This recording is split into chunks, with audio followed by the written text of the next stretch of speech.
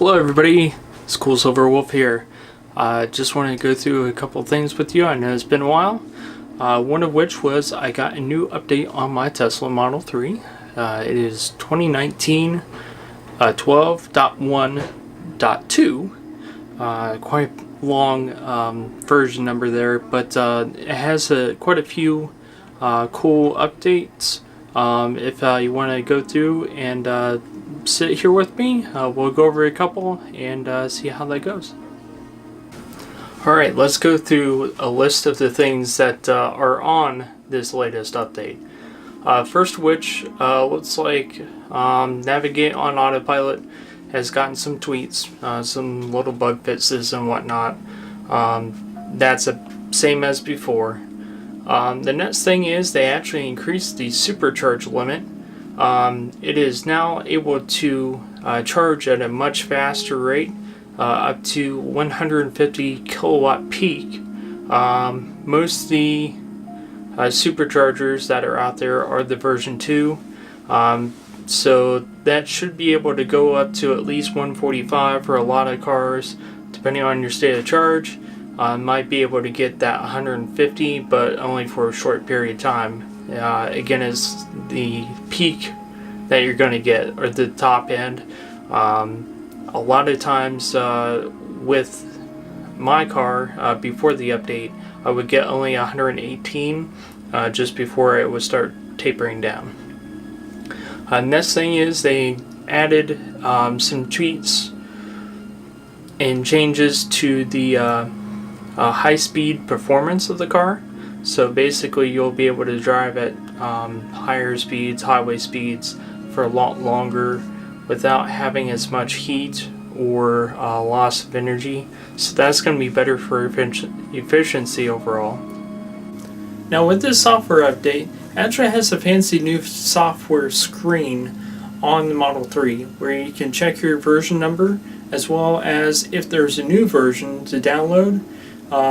There'll be a button that appears that you'll be able to instantly start the download, that newest update, and then once it's downloaded, fully install it. Another thing is Tesla Atari. It was updated. So on this, as you can see, we'll have a bunch of newer layout and games that they added. 2048, a couple others. But it's now in this nice sleek menu.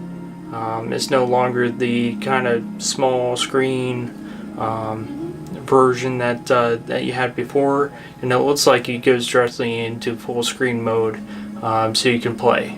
You still can play with the controller, still can play with the wheel and touchscreen. It's just now it's been updated to look much better. The next thing that they added was on-route battery warm-up. So what this is when you happen to be driving and you happen to need to go to a supercharger and you select that supercharger directly, your battery will heat up to the optional charge temperature. This will really help out during the winter times, or when it's kind of chilly out. You'll be able to go through and plug directly in and be able to get that full new speed basically right away, instead of having your battery kind of half, go from like 50, 60 kilowatts, kind of warming up the battery before it finally ramps up to a faster speed. So you'll be able to warm that battery up. It will use a little bit more energy as you're driving, but it'll be much better off to be able to get where you're going. And again, it's only for when you're navigating directly to a supercharger that you'll see that. Next thing is, with the update, they added additional languages. So basically you'll be able to change the entire layout into a different language. There's several different ones.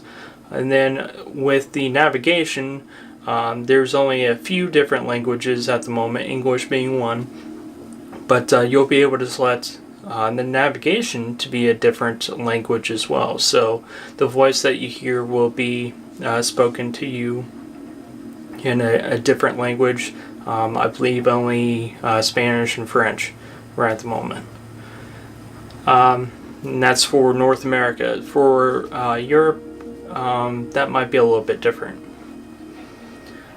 And then lastly, and this is probably one of the things that I really hope turns out to be the best, is they've upgraded the web browser.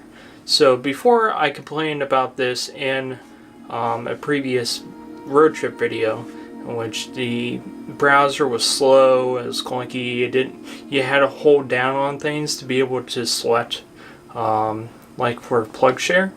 That has now been fixed.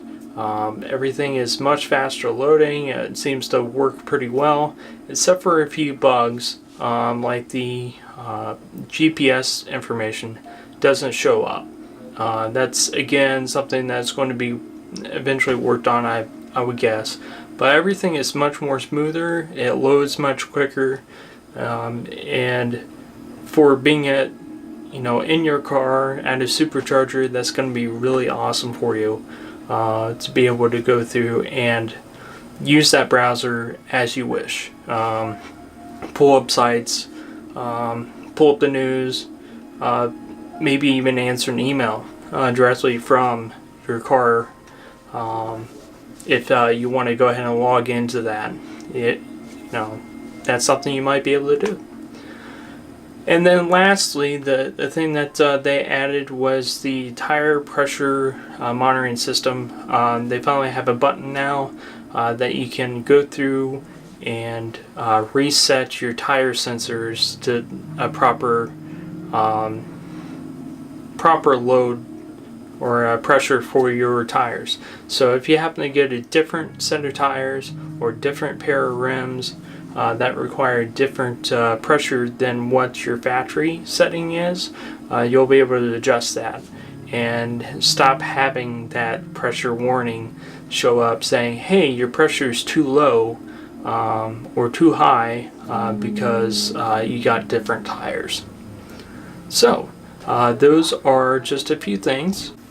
Also, with this update as well, it may have been in the last update, but it also mentions again that with the autopilot there is a stoplight warning, which if you're an autopilot on, say, a city street or a divided highway that has an intersection and it happens to see the light turn yellow or it's red and there's no other cars in front of you, they'll actually give you an alert as you approach that light to get out of autopilot, take control of the car, and to properly stop. This will not stop for you.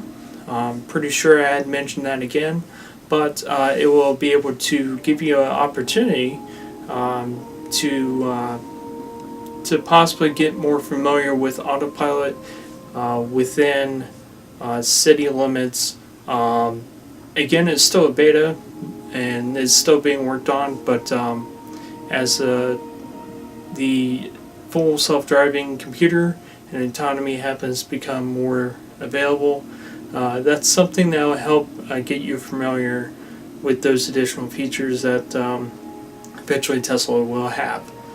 And I will show you here in the future video some other features that are coming on down the way as usual. Also, I'd like to mention out to you that I started a Patreon, so if you decide that you want to help support doing these videos, that's a way that you can kind of chip in. Otherwise, I'm just doing this for fun and in my enjoyment, and hopefully you enjoy it too. And again, thank you very much. Thanks for watching. Feel free to hit the subscribe button if you haven't before. Hit the thumbs up for a like, and leave me a comment on what you'd like to see in the future. Again, thank you very much. Have a good day.